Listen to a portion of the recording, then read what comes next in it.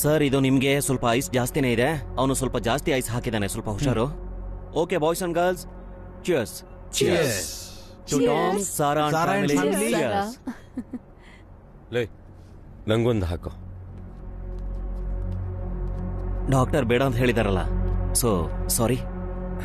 ಇವತ್ತು ನನ್ನ little princess birthday ಅಲ್ವೇನೋ, ಒಂದು ಪೆಗ್ ಹಾಕೋ. ಡಾಕ್ಟರ್ ಕುಡಿಬೇಡಿ ಅಂದಿದ್ದಾರೆ ತಾನೆ.